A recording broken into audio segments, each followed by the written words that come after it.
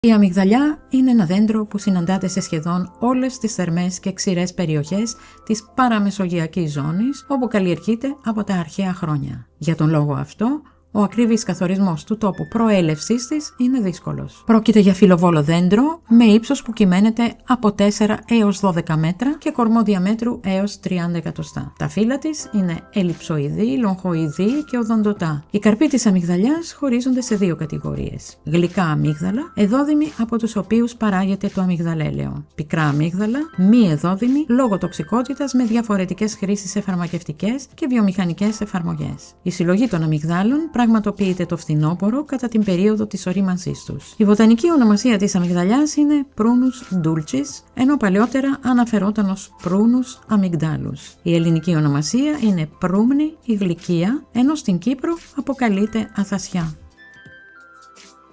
Είστε στο πολυθεματικό κανάλι Mea Culpa και πριν συνεχίσουμε θυμηθείτε να κάνετε εγγραφή όσοι δεν το έχετε ήδη κάνει, να μας δώσετε ένα like, να κοινοποιήσετε το βίντεο και να ενεργοποιήσετε το καμπανάκι για να ενημερώνεστε άμεσα για τα καινούργια βίντεο. Η αμυγδαλιά είναι παντού γνωστή με το δικό της όνομα και δεν έχει άλλες ονομασίες. Ήταν γνωστή ήδη από τα αρχαία χρόνια και ο Ιπποκράτης τη χρησιμοποιούσε στη θεραπευτική του. Δεν έχουν μόνο τα γλυκά αμύγδαλα θεραπευτικές και άλλες χρήσιμες ιδιότητες, αλλά και τα πικρά αμύγδαλα. Στο βίντεο αυτό εξετάζουμε όχι μόνο τους καρπούς, αλλά και τις φλούδες, τα φύλλα και τα άνθη της αμυγδαλιάς. Στην Κρήτη, παλιότερα, χρησιμοποιούσαν αμυγδαλέλαιο ανακατεμένο σε ίσα μέρη με ασβεστό νερό για επάλυψη στις χιονίστρες. Το αμυγδαλέλαιο παραμένει μέχρι σήμερα ένα από τα ακριβότερα συστατικά στη βιομηχανία καλλυντικών για την παρασκευή γαλακτομάτων. Ένα άλλο είδος γαλακτόματος, η γνήσια σουμάδα, ανακουφίζει τους καρδιακούς και ιδιαίτερα όσους υποφέρουν από αρρυθμία. Με φύλλα αμυγδαλιάς βρασμένα με στύψη, βάφουν ανεξίτηλα κίτρινα τα νήματα του αργαλιού. Μια απλή αλλά αποτελεσματική συνταγή για καλλυντικό κατά των ερητήδων γίνεται με λάδι από αμύγδαλα ανακατεμένο με ελαιόλαδο σε αναλογία 2:1. Καταπλάσματα από πικρά αμύγδαλα κατευνάζουν ερεθισμούς του δέρματος και τη φαγούρα από την ψώρα. Τα πικρά αμύγδαλα έχουν και άλλες εφαρμογές. Χρησιμοποιούνται στον αρωματισμό ποτών όπως το μαρασκινό, αλλά και σε παγωτά, ζαχαρωτά, γλυκά, ζελέ και τσίχλες, αφού πρώτα αποσταχθούν για να απομακρυνθεί το υδροκιανικό τους οξύ. Συστατικά. Οι καρποί της αμυγδαλιάς χωρίζονται σε δύο κατηγορίες. Τα γλυκά αμύγδαλα, των οποίων το ενδοσπέρμα είναι εδόδυμο και μας δίνει το αμυγδαλέλαιο. Τα πικρά αμύγδαλα που περιέχουν αμυγδαλίνη και μικρή ποσότητα υδροκιανίου. Γενικά τα αμύγδαλα αποτελούν πλούσια πηγή θρεπτικών συστατικών. Περιέχουν ασβέστιο, χλώριο, κοβάλτιο, σίδηρο, μαγνήσιο, βιταμίνη Ε, φόσφορο. Επιπλέον, έχουν υψηλή περιεκτικότητα σε μονοακόρεστα λιπαρά, περιέχουν περίπου 27% πρωτεΐνες, καθώς και διάφορα άλατα που συμβάλλουν στη σωστή λειτουργία του οργανισμού. Χρήσιμα μέρη. Τα χρήσιμα μέρη της αμυγδαλιάς δεν περιορίζονται μόνο στον καρπό. Τα φύλλα χρησιμοποιούνται σε παραδοσιακές εφαρμογές, ακόμη και για βαφές. Τα λουλούδια έχουν θέση σε θεραπευτικές και καλλυντικές χρήσεις. Ο καρπός, γλυκά και πικρά αμύγδαλα με διαφορετικές ιδιότητες. Οι φλούδες αξιοποιούνται επίσης σε διάφορες παραδοσιακές πρακτικές. Δραστικές ουσίες.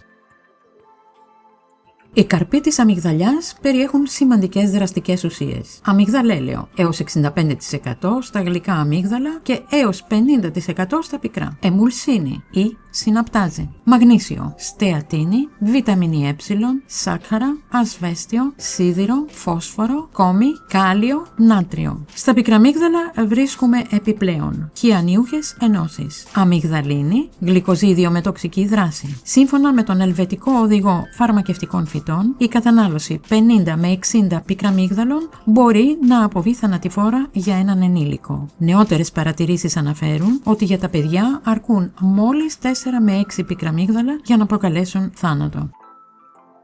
Ιδιότητες και ενδείξεις της αμυγδαλιάς. Η αμυγδαλιά προσφέρει ποικιλία ιδιοτήτων μέσα από τα φύλλα, τα άνθη και τους καρπούς της. Αντιβυχικό. Έγχυμα από τα φύλλα και άνθη, είναι αποτελεσματικό για τον κοκκίτη και βοηθά στην ηπατική ανεπάρκεια. Μαλακτικό. Το αμυγδαλέλαιο συνιστάται ιδιαίτερα σε εγκάβματα πρώτου βαθμού. Διουρητικό. Συμβάλλει στην αποβολή υγρών. Καθαρτικό. Το αφέψιμα των φύλλων δρά ως καθαρτικό, αλλά χρειάζεται προσοχή για να μην γίνει κατάχρηση. Αντιδιαβητικό. Χρησιμοποιείται παραδοσιακά για τη ρύθμιση του σακχάρου. Ανθαλμινθικό. Για παιδιά με εντερικά παράσιτα, παραδοσιακά χρησιμοποιείται μείγμα από αμυγδαλέλαιο ή έγχυμα λουλουδιών με έναν κρόκο φρέσκου αυγού και λίγο νερό. Το ίδιο μείγμα συνιστάται και για τον ξερό σπασμωδικό βήχα του κοκκίτη. Αντιπυρετικό. Το γάλα των γλυκών αμυγδάλων, γνωστό ως σουμάδα, είναι καταπραϊντικό σε πυρετούς, φλεγμονές του ουροπιτικού, δερματικούς ερεθισμούς και ηρεμιστικό σε νευρική υπερδιέγερση. Η δράση του ενισχύεται με λίγο σιρόπι αλθέας. Καλλυντικό. Με απαλλυντικές ιδιότητες χρησιμοποιείται σε συνταγές για την περιποίηση του δέρματος. Ανακουφιστικό. Καταπραίνει τον πόνο από μόλοπες, έλκη και εγκάβματα. Θρεπτική αξία. Τα αμύγδαλα διαθέτουν περισσότερο ασβέστιο από οποιονδήποτε άλλο ξηρό καρπό, περίπου 70 mg ανά 23 αμύγδαλα. Για να απολαμβάνουμε τη θρεπτική πληρότητά τους, πρέπει να καταναλώνονται ομά και όχι ψημένα ή αλατισμένα, καθώς αυτά έχουν αυξημένη θερμιδική απόδοση χωρίς τα ίδια ωφέλη. Χρήσεις. Η αμυγδαλιά αξιοποιείται με πολλούς τρόπους, τόσο στη λαϊκή ιατρική όσο και στη σύγχρονη χρήση. Έγχυμα. Ρίχνουμε βραστό νερό πάνω σε φύλλα και άνθη αμυγδαλιάς μέσα σε δοχείο που κλείνει καλά. Αναλογία. 1 φλιτζάνι νερό για κάθε 2 κουταλάκια άνθη. Αφήνουμε για 5 με 15 λεπτά, φιλτράρουμε και πίνουμε ζεστό. Συνιστάται 3 έως 6 φλιτζάνια ανάμεσα στα γεύματα για έντονο βήχα. Αφέψιμα με φλούδες αμυγδάλων. Βράζουμε 2 χούφτες φλούδες σε 1 λίτρο νερό για 20 λεπτά. Φιλτράρουμε με διπλό βαμβακερό ύφασμα. Δίνεται σε μικρά φλιτζανάκια αρκετές φορές την ημέρα για τον ξερόβηχα του κοκκίτη. Χρησιμοποιείται επίσης παραδοσιακά κατά της υπερτροφίας του προστάτη. Σουμάδα. Πορτοποιούμε ξεφλουδισμένα αμύγδαλα με λίγο νερό. Περνάμε τη μάζα από τουλπάνι, προσθέτουμε νερό και λίγη ζάχαρη. Το ρόφημα είναι καταπραϊντικό και χρήσιμο για καρδιακούς. Λαϊκή μέθοδος για διαβήτη. Παραδοσιακή χρήση. Πικρά αμύγδαλα μουλιάζονται απόβραδο σε νερό και ξεφλουδίζονται το πρωί. Ο διαβητικός καταπίνει νηστικός 1 την πρώτη μέρα, 2 τη δεύτερη, 3 την τρίτη, μέχρι 5 την πέμπτη. Έπειτα μειώνει αντίστροφα 5, 4, 3, 2, 1. Ακολουθεί διάλειμμα 20 ημερών και επανάληψη. Σημαντική προειδοποίηση. Τα πικρά αμύγδαλα περιέχουν τοξικές ουσίες και η χρήση τους πρέπει να γίνεται με μεγάλη προσοχή. Ποδόλουτρο μπάνιο χεριών. Μια χούφτα φύλλα και άνθη μαζί με 10 κουταλάκια κοπανισμένες φλούδες αμυγδάλων σε ζεστό νερό. Χρησιμοποιείται ως διουρητικό και καταπραϊντικό σε εμπύρετες καταστάσεις ή ενοχλήσεις του ύπατος. Ο Maurice Messeguet συνιστούσε 2 φορές την ημέρα. Καλλυντικές χρήσεις. Γαλάκτομα de maquillage. 10 πικρά αμύγδαλα κοπανισμένα, βρασμένα σε μια κούπα νερό. Αντιρρητιδικό λάδι. Αμυγδαλέλαιο ανακατεμένο με ελαιόλαδο σε αναλογία 2:1. Καταπλάσματα από πικρά αμύγδαλα. Κατευνάζουν ερεθισμούς του δέρματος. Αιθέριο έλαιο. Χρησιμοποιείται σε καλλυντικά και για την καταπολέμηση της κακοσμίας του σώματος. Διατροφή και υγεία. Τα αμύγδαλα προσφέρουν αντιοξυδωτική προστασία, μειώνουν την κακή χολυστερίνη, βοηθούν στη διατήρηση καλής οστικής πυκνότητας και βελτιώνουν την κατάσταση του δέρματος και των μαλλιών. Παλιότερα, με τα τσόφλια του αμύγδαλου, παρασκεύαζαν τσάι για βήχα, πονόλαιμο και για να μαλακώσουν οι αδένες. Σε προβλήματα στομάχου, συστηνόταν η κατανάλωση 2-3 πικρών αμυγδάλων, όχι περισσότερων, γιατί μπορεί να είναι επιβλαβή. Τα αμύγδαλα θεωρούνταν ότι τονώνουν τους αδύναμους οργανισμούς, ενώ σε κάποιες περιοχές αποδίδονταν στα πικρά αμύγδαλα αντικαρκινικές ιδιότητες. Παραδοσιακές εφαρμογές. Στην Κρήτη, αμυγδαλέλαιο ανακατεμένο με ασβεστόνερο χρησιμοποιούνταν για τις χιονίστρες. Το αμυγδαλέλαιο παραμένει ένα από τα ακριβότερα συστατικά στη βιομηχανία καλλυντικών για την παρασκευή γαλακτομάτων. Αμυγδαλέλαιο ως προϊόν εύρειας κατανάλωσης. Στα ράφια των καλλυντικών θα το συναντήσουμε σε πολλές μορφές, καθώς είναι ένα από τα πιο πολύτιμα φυσικά συστατικά. Προϊόντα καθαρισμού προσώπου. Το αμυγδαλέλαιο θρέφει σε βάθος το δέρμα και το προστατεύει από την αφυδάτωση. Περιποίηση σώματος. Κρέμες και λοσιόν για ξηρές και αφυδατωμένες επιδερμίδες. Βαφές μαλλιών. Προστατεύει την τρίχα και χαρίζει υγεία και λάμψη. Αποτριχωτικές κρέμες. Λειτουργεί ως καταπραϊντικό για τους ερεθισμούς της επιδερμίδας. Αφροντούς, αφρόλουτρα, λοσιόν, κρέμες, απολεπιστικά σώματος και σαπούνια. Ειδικά το πικραμίγδαλο ξεχωρίζει όχι μόνο για τις ενυδατικές του ιδιότητες, αλλά και για το τονωτικό του άρωμα. Προϊόντα χαλάρωσης. Το αιθέριο έλαιο αμυγδάλου χαρίζει ευεξία, ηρεμία και ξεκούραση. Παρενέργειες. Η κατανάλωση αμυγδάλων, ιδιαίτερα των πικρών, χρειάζεται μεγάλη προσοχή. Πικραμίγδαλα. Αν καταναλωθούν μαζεμένα 50 με 60, η τοξικότητά τους μπορεί να προκαλέσει θάνατο σε ενήλικα. Για τα παιδιά, ακόμη και 4 με 6 πικραμίγδαλα μπορεί να αποβούν θανατηφόρα.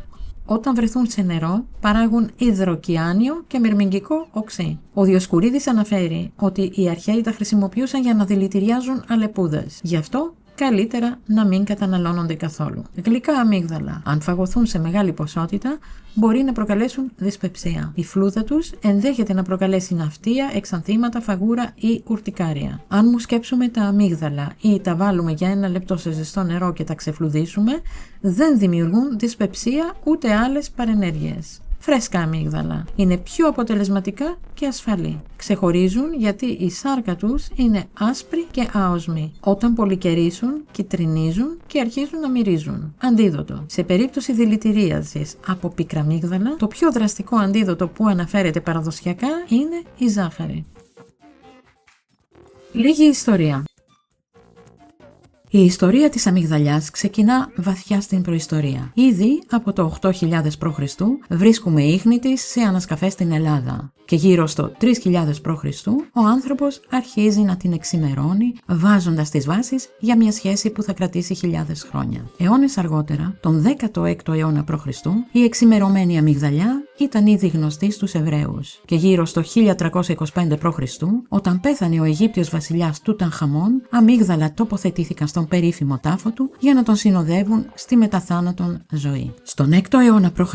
οι Έλληνες και οι Πέρσες την αναφέρουν σαφώς ως εδόδημο καρπό. Από την Ελλάδα ταξιδεύει στην Ιταλία τον 2ο αιώνα π.Χ., όπου αποκτά και το λατινικό της όνομα Nux Graecum, το ελληνικό καρύδι. Στην αρχαιότητα η αμυγδαλιά ήταν γνωστή με πολλά ονόματα. Αμυγδαλέα, αμυγδάλη, αμύγδαλος, δέκαρπος. Συμβόλιζε τη φύση που ξαναγεννιέται μετά τον χειμώνα. Στην Ελλάδα καλλιεργείται από την αρχαιότητα και οι φαρμακευτικές της ιδιότητες ήταν ήδη γνωστές. Ο Διοσκουρίδης, τον 1ο αιώνα μετά Χριστόν, αναφέρει το αμυγδαλέλαιο ως φάρμακο και για παραγωγή μύρου. Ο Θεόφραστος μιλά για τη χρήση της ρητίνης στη φαρμακευτική. Ο Ιπποκράτης θεωρεί το αμύγδαλο πολύτιμο βοηθό της ιατρικής, ενώ ο Αριστοτέλης εξυμνεί τους χυμούς των ονθών του ως τροφή για τις μέλισσες. Ο μύθος της Φιλίδας. Στην αρχαιότητα η αμυγδαλιά δεν ήταν μόνο δέντρο, αλλά και σύμβολο αγάπης και προσμονής. Ο μύθος μιλά για τη Φιλίδα, την κόρη του βασιλιά της Θράκης. Ερωτεύτηκε τον Δημοφόντα, γιο του Θησέα, που όμως έφυγε για μακρινό ταξίδι. Της υποσχέθηκε πως θα γυρίσει, μα οι μέρες έγιναν μήνες και οι μήνες χρόνια. Η Φιλίδα τον περίμενε, ώσπου η απελπισία την οδήγησε να δώσει τέλος στη ζωή της. Οι θεοί, συγκινημένοι από την πίστη και τον πόνο της, μεταμόρφωσαν την ψυχή της σε αμυγδαλιά. Και όταν χρόνια αργότερα ο Δημοφόντας γύρισε και αγκάλιασε το δέντρο, εκείνο άνθησε μέσα στον χειμώνα. Από τότε, κάθε Γενάρη, η αμυγδαλιά στολίζεται με κάτασπρα λουλούδια, σαν να ξαναζεί η αγάπη της Φιλίδας.